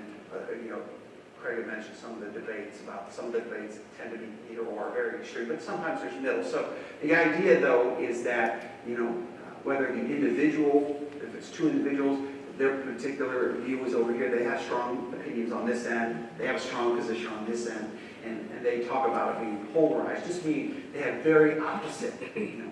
They don't mix. Oh, here's an old one, my Kentucky, where my mom's side, it's like oil and water, they just don't mix. So it's that kind of folksiness. That's the way I've always, you know, where they really hold strongly to opinions or beliefs, and it's kind of in the opposite direction. It's not a good mix with the other person. So because of that, they don't see eye to eye. I'm trying to throw in as many folksyisms as I can. So yes, that's a good term. It's not been used a lot. And my mother said the exact same thing. What are you talking about, polarization? So I was thinking of other, it may not convey exactly this kind of gravitational pull image as much, but division, schism, lack of unity. In another class I'm teaching right now, we're reading an anthropologist named René Girard, who writes about the what he calls the scapegoating mechanism. And he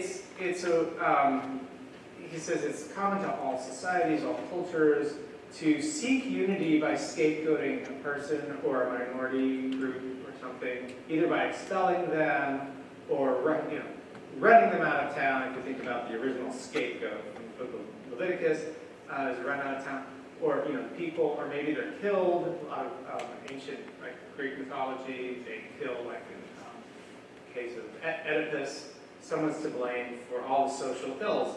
And so then unit. So because the reality you're dealing with is a divided society, and so then the society seeks to be united, and they think that what they've done by scapegoating a person or a community, minority community, is that they've enacted justice against them, and they feel justified. It doesn't feel like scapegoating to them; it feels like justice to them, and they're at peace.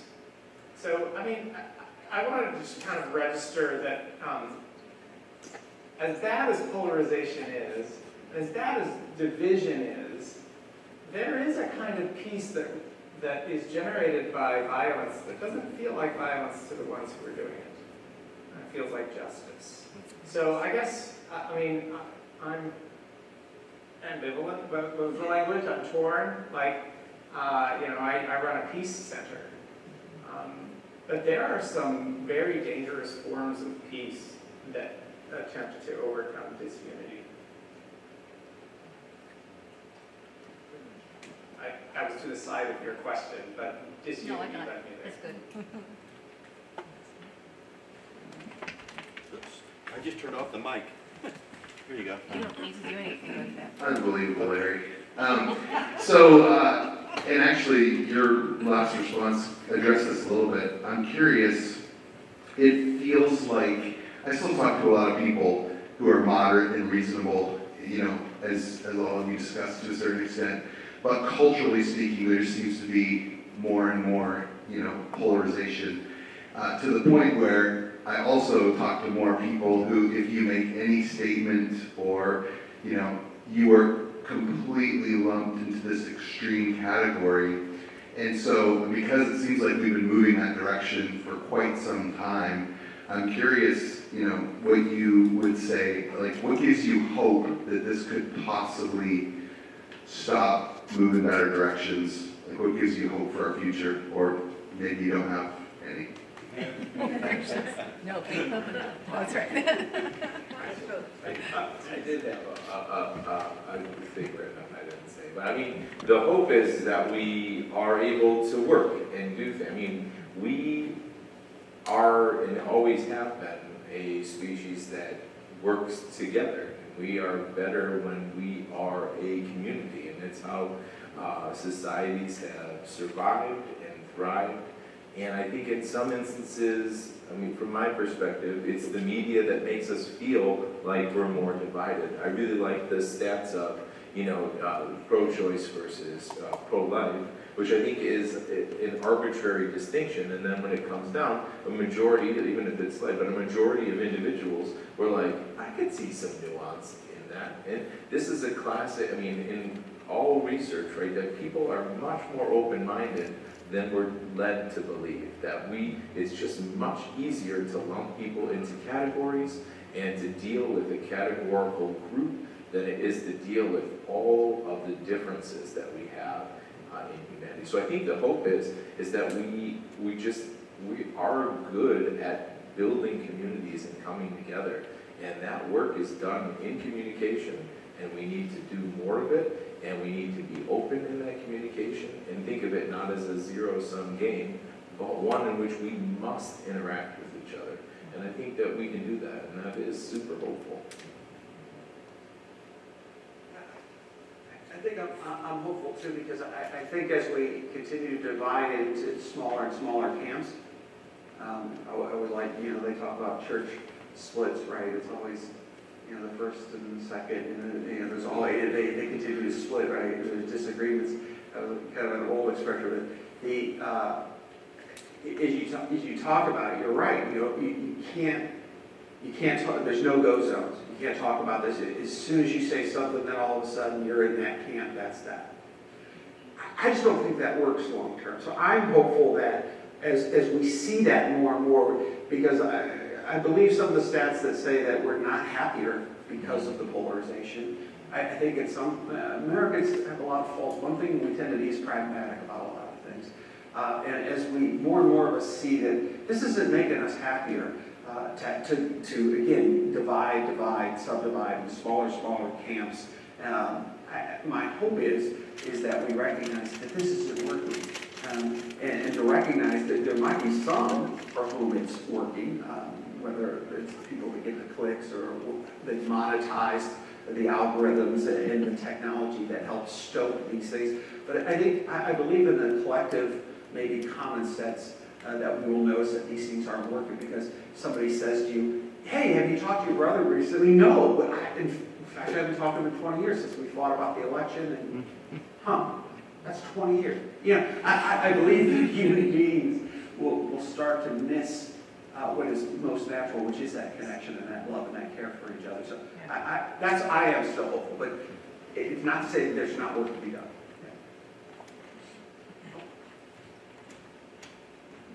I'm thinking about polls, that they give you. Do you think this or this? They make you take sides. They don't have any middle ground option for you. And I think if they presented more options, not like 10, that's way overwhelming, but 1, 5, 10, someplace in there,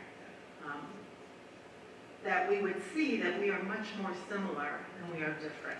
And I think that would definitely help bring together some of the diversity that we think we have, when in reality, most of us are probably middle ground people. Yeah. Isn't that great? I mean, does that sell that we're all more alike than we are different? I don't, but right now, that doesn't seem to sell. I think, whether there's... That's because we've been put in both. Yes. We see ourselves as here or here, rather than seeing ourselves so similar in many ways, but still distinctly different. But really, human being who cares about others. I think we're all in that middle ground as human beings who care. We just care and justify some irrational things. I think those kinds of surveying or polling, so we're being quantified, right? And so, this kind of setting, we're in a local setting, we're in a small town, and I have hope to kind of connect these two questions. I have hope that we can come together much more naturally in person and at local levels. There's a principle that belongs to Catholic social teaching that comes from economics called subsidiarity. And the idea is that problems should be dealt with on as local a level as is reasonable. Now, some things probably need to be you know, like we're not going to have a Loudonville army, you know, but we might need a United States army. So, but other things can be done. They can be dealt with at a local level. Deal with them there. And, you know, like, so we run this phenomenon where we, you know, like if my next door neighbor loses his job, I can help my neighbor, or I can refer him to like a county service or something, you know, but I mean, I could do that, but I should probably help my neighbor first, you know, and so I don't, and the reason I mention that is I think that it's not a coincidence that local politics tends not to be polarized. Well, I'm sure it is probably at some level, but it doesn't, those aren't the things we think about. We're thinking of national politics, I think, in general, when we think in those terms. But probably because there's too many of us, there's 300 million of us, and someone's trying to quantify us. But if we're like we are now, and we're committed to subsidiarity or local politics, we're actually going to, right, we can make things happen in a way that doesn't feel like we bought a bundle or we get slotted into some predetermined box. So I think that gives me hope, and I think there are reasons. I mean, we could just not take the polls, you know, I mean, that would be okay. You know, if you feel like you're violating the complexity of your positions, which we probably are, let's just refuse it, you know. It's not going to change everything, but but we could use the energy that we might have applied to that and make it meaningful on the ground. It's not always just polls. I mean, data visualization is a huge business, and we need it just everywhere. Now, like, are we red or blue here? Do you know what I'm saying? Like, but if you think about the maps that you're like, oh, I guess I'm red. Right, but if you look at like an overall aspect of maps, right, a majority of the United States is quite purple. And so, you know, it's an interesting thing when you're getting quantified not only in polls, but you're being labeled in a way, you're colored, right? You better be one. You better choose one of these aspects. But I mean, if you look at the maps on election day, the state is red or the state is blue. But if you look at the intricate maps, you can see county by county how people vote, or you could see even wards or districts or whatever it might be. You could really make it much more nuanced. And so I think it's all aspects of our world where we want to see the difference in either a whole or some sort of map. Jeffrey's always trying to get me in trouble here. He says red and blue. And in the email correspondence, he mentions mega identity, which, you know, I'm in marketing, and it's kind of like, you know, I know he's not talking about mega, but it's kind of like, I'm not putting the word mega in our marketing information, our story type thing, because other people will be thinking of the other mega. So that kind of gives a little bit of background where Jeffrey and I were bantering a little bit there. Yes? I have a question, but I want to be the last question. You want to be Does any of our guests here ask anything further? Sure. John, I'm Mike Quick. By my estimation, there are 2,613 people that aren't here tonight. So I guess my question would be, it seems like the binary that y'all talked about is somewhat human nature, good, bad, right, wrong, fight or flight. And so I guess in my notes, what I was wondering, and you kind of spoke about it, and we've been talking about personal responsibility, but what I was kind of leaning into was, is there a way to replicate looking for nuance at scale? Because I think most of the people here already recognize nuance in some regard. So how do you, is there a way, I don't know if there is a way, but is there a way to, or are there ways being talked about to acknowledge the complication of issues at scale? This means another marketing man. I like it. Do you remember during COVID times, since you brought up COVID, so maybe I'm primed, but when all social media posts had like, if you'd like to learn more about COVID-19, click here.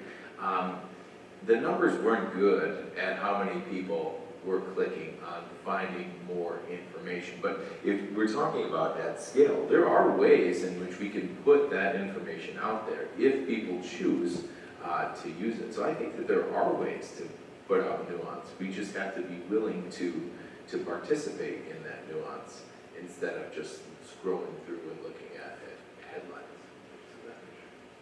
I think that's fine. I'll just add on that. I think that's where I went towards the human nature piece of this, because the binary seems easy. So complication is necessarily complicated. So, I think that that's where I'm going, all right, how do we scale this when easy generally wins in human nature form? I think one thing that comes to mind is, we have to make the effort, is to expose ourselves more to long-form journalism, which would be the opposite of the tweet or the X, whatever that, whatever that thing.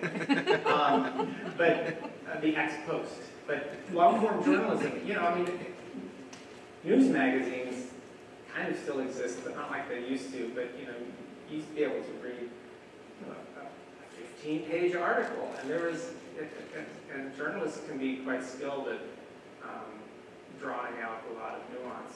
But of course, you have to devote an hour to reading that thing. You heard me say critical thinking skills. You're probably aware of the rise in the homeschool movement. Well, why is that? Why are so many parents deciding to go in a different direction when it comes to the education of their sons and daughters? And I think certainly journalism, the way information is presented, how it's presented, I don't know if critical thinking skills. So when you talk about scale, I think it's going to happen family by family, individual by individual. I think that's where it has to happen. It takes a bit of time. But that movement has grown for reasons. I think parents feel like their sons and daughters, of course, they have a primary responsibility.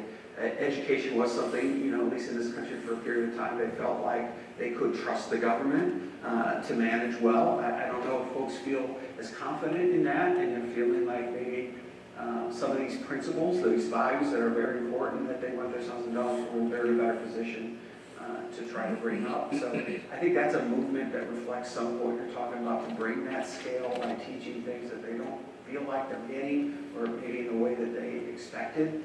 I know that's a debate, maybe you talk about it in your class, but I think it will take time. I think it does take, subsidiary.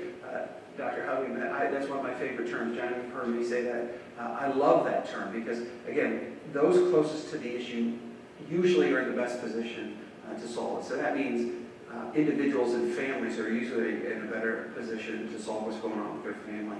The Loudonville community is usually in a better position to understand what's going on and how we solve problems in Loudonville. Trust me, you know better about most of the Loudonville decisions that need to be made than Franklin County and Columbus. And I say that as a government employee.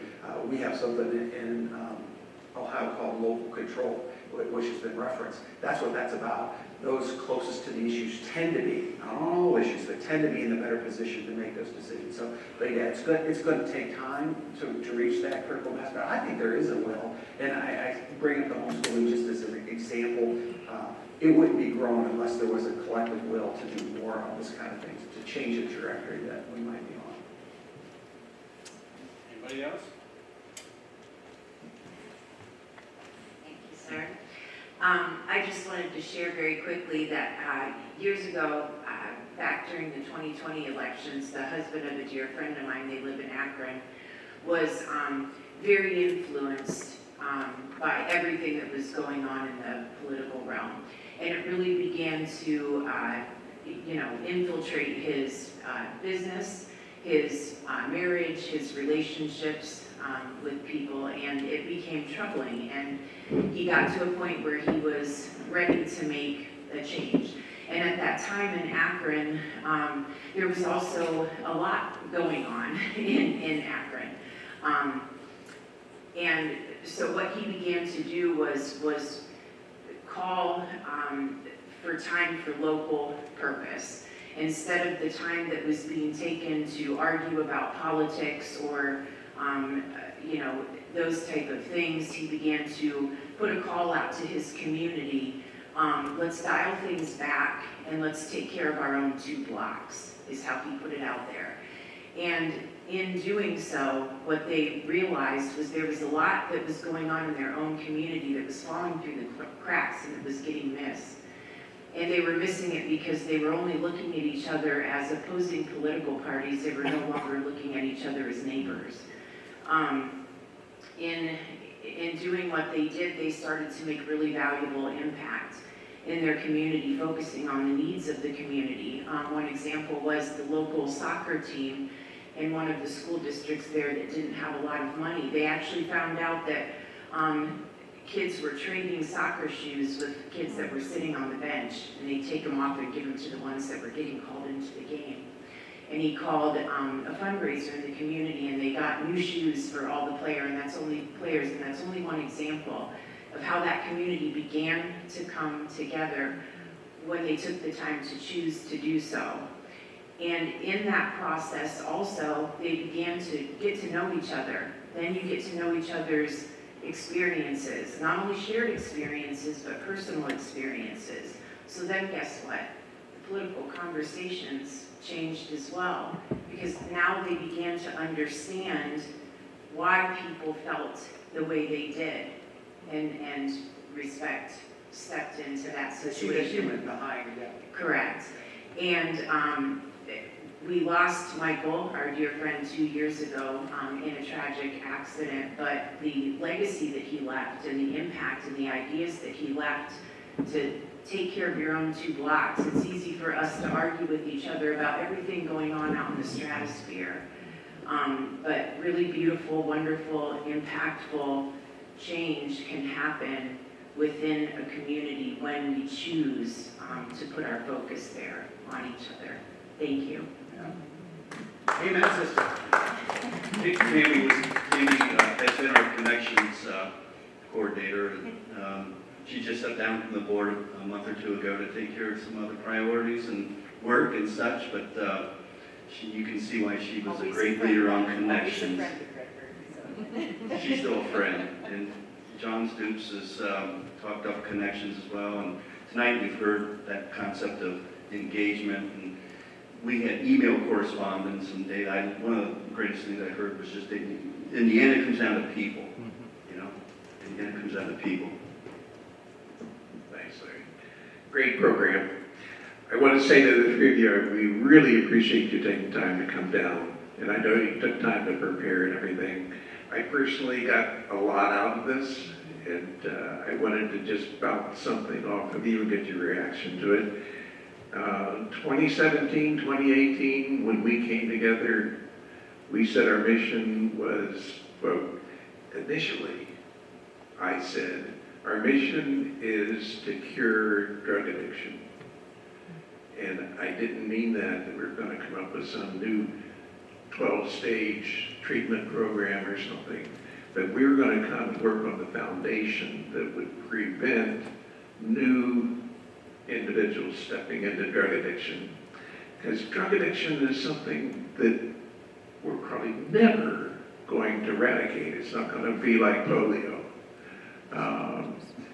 But when we talk about polarization, it's kind of the same. It's an objective that I think Redbird Resilient should work on, but we need to work on it somewhat in the same mindset that we have drug addiction. We are a force to try to lubricate the community, if you will, in preparation to start turning polarization around, get less polarization step by step. My personal thought in the direction that we've been heading is to work on building a strong recognition of our need to help others, care about your fellow man, your community members. And what Tammy just shared with us is a good example. Once they started trying to drive that in their 2 blocks, started to care about each other, polarization starts to go away. What we've been harping on is emotions like happiness and the relationship between doing good things for others, how that builds happiness within ourselves. Brian here is the king of do-good cookies. He and his wife bake hundreds of cookies, very professionally package them, and I'll tell you, I haven't had a bad cookie yet. Every time you get a cookie from Brian, you have to commit to him. You're going to go and do an act of kindness, do something good for somebody. And I'm just almost at wit's end to figure out what the next thing is I got to go do for Brian to do a good deed. But this is the kind of thought process we want to drive throughout the community. And I guess it's interesting how you think about that. With one last point, you have the three thoughts of faith, trust, and love. I really think the key word there is love. It overshadows those first two. And if we can get everybody loving each other in the best and purest sense, our community is going to be very resilient. So. Yep, I want to get to 60-ish, so, I put a love last there, some of you remember the love generation there, so. But no, John, I agree with the aims. I think you're right to have more of that long-term view. It's not an all or nothing. I mean, we're always going to have, a sense of a disagreement from time to time, but we can build in those mechanisms that help us. I said in my talk, you notice it, and it just prompts us to say, oh, okay, this is happening. We can try these things. But I love the emphasis on the human being and, the story about the cookies and all that you're doing in Tam share. I think that's where it's at in the scale. Maybe it happens quicker than we think. One thing before Eileen did mention COVID, the media created a term during COVID. You might recall this. It wasn't a bad term. I think it drove it home. They talked about the rise in deaths of despair. You recall that term? Deaths of despair. And what they meant by that, these were individuals that we were losing that were so disconnected from one another. Their routines. Remember, again, maybe some of us have collective amnesia about what happened during those years when everybody was working from home. People that had routines, connections, AA groups. All these kinds of social networks were reduced down in some instances to nothing. And that really impacted people. So to piggyback on what you were saying, yes, I believe in love, but connection, human connection with all the programmings, particularly with our seniors that are isolated, our young people, whoever. We're leaning into connection, human connection. Again, I use virtual technology for these. I got somebody down in Columbus or Cincinnati. Yeah, I don't want to drive sometimes. I get it's got its place, but by and large, Larry, John, in person, seeing your neighbor, it's just a lot harder to be mad at somebody where you're in the dirt, you're digging a ditch together and planting a shrub. The politics just fade away. My 2 cents on that.